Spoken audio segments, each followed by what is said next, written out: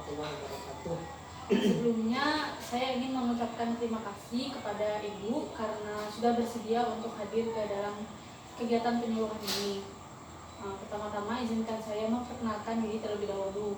Perkenalkan, nama saya Nabila Dita Putri.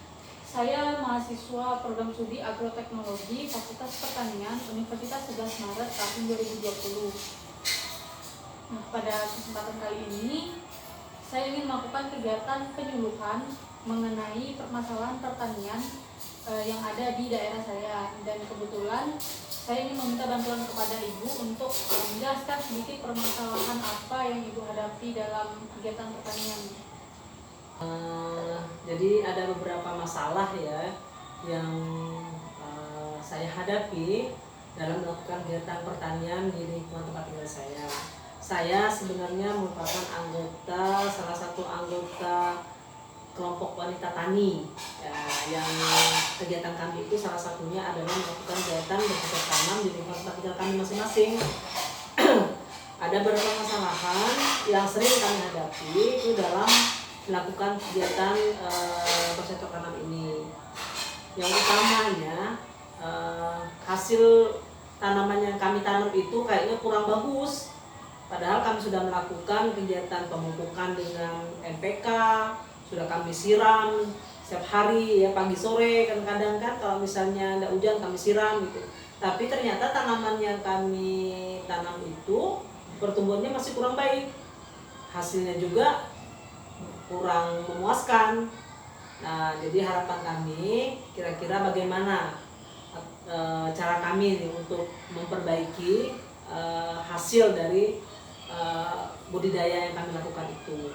Nah, itu mungkin yang utama ya, karena memang kami sudah berusaha tapi ternyata masih juga hasilnya kurang bagus gitu. Nah, jadi harapan kami mungkin dengan adanya kunjungan yang ada berikan kepada kami bisa nanti memperbaiki pertanian di lingkungan tempat tinggal kami ini. Jadi berarti permasalahannya itu tanaman Ibu itu nggak bisa tumbuh maksimal, Ibu? Ya, kurang lebih begitulah ya. Boleh saya tahu mungkin lokasi kebunnya itu di mana, Ibu? Lokasi kebun itu sebenarnya dulunya adalah bekas tanah rawa ya.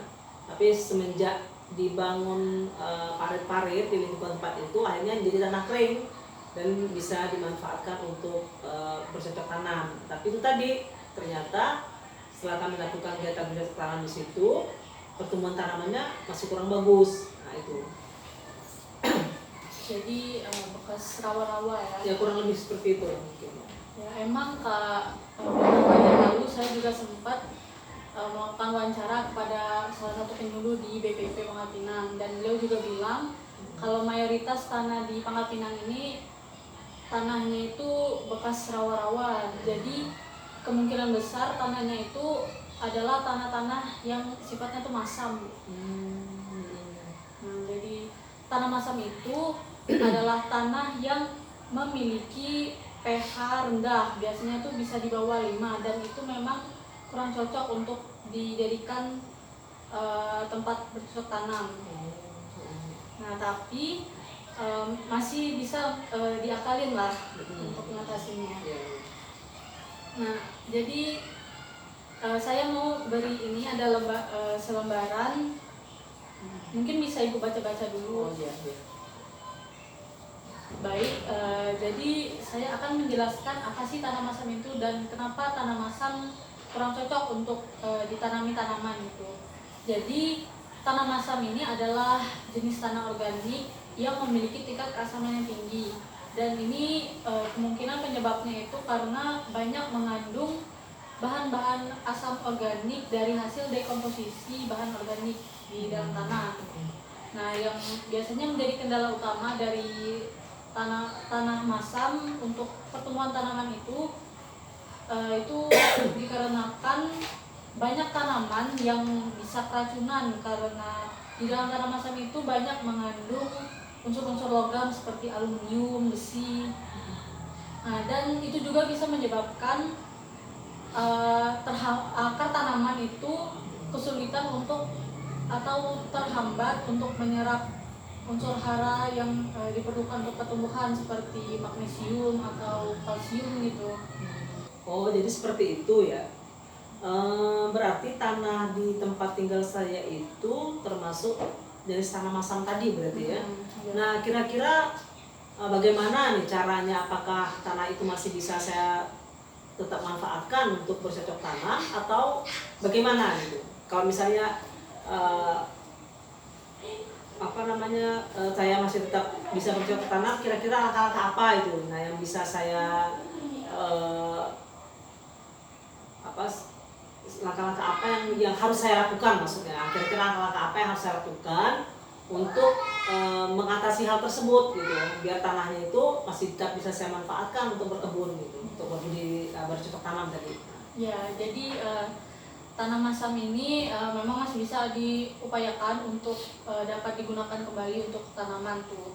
Nah, Ibu bisa lihat di selembaran yang saya berikan ini ada beberapa cara yang bisa kita lakukan untuk mengupayakan agar tanah masam itu dapat digunakan kembali.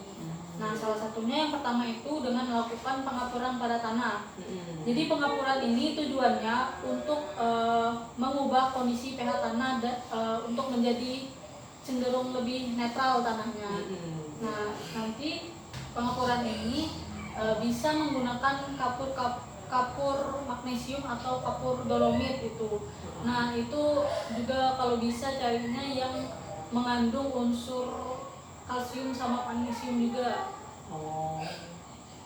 Nah, kemudian Ibu juga bisa memberikan pupuk fosfat secara intensif gitu.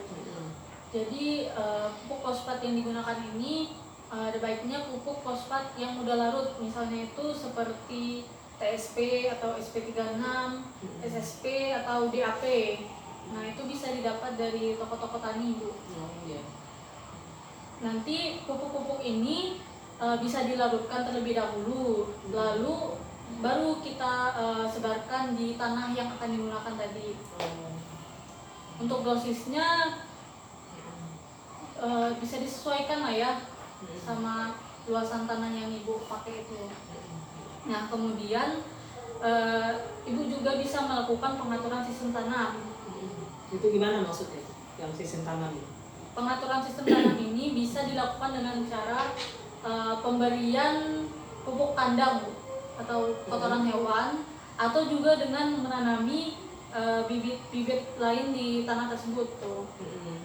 Nah, tapi untuk pengaturan sistem tanam ini sifatnya itu hanya untuk mencegah keasaman tanah itu jadi lebih parah.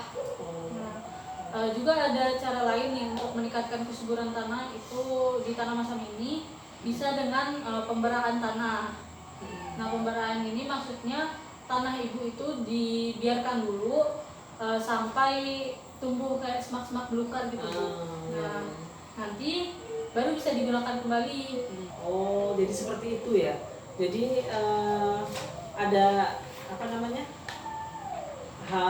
Tadi jadi yang bisa saya lakukan ya pada tanah yang akan tanah masam tadi, yang pertama tadi kan yang bisa dilakukan itu dengan memberikan kapur ya, pengapuran pada tanah yang akan saya garap itu ya. Kemudian memberikan pupuk fosfat ya, pupuk fosfat, selain itu sama pengaturan sistem tanam ya, sistem tanam, dan juga memberikan mikroorganisme pada tanah yang akan saya gunakan untuk budidaya itu tadi. Oh, seperti itu ya. Jadi terima kasih banyak untuk Ibu karena sudah mau mengikuti penyuluhan ini. Semoga ilmu yang saya berikan itu bisa memberikan manfaat untuk Ibu, dan mungkin bisa Ibu bagikan juga informasi ini untuk orang yang lain, Ibu.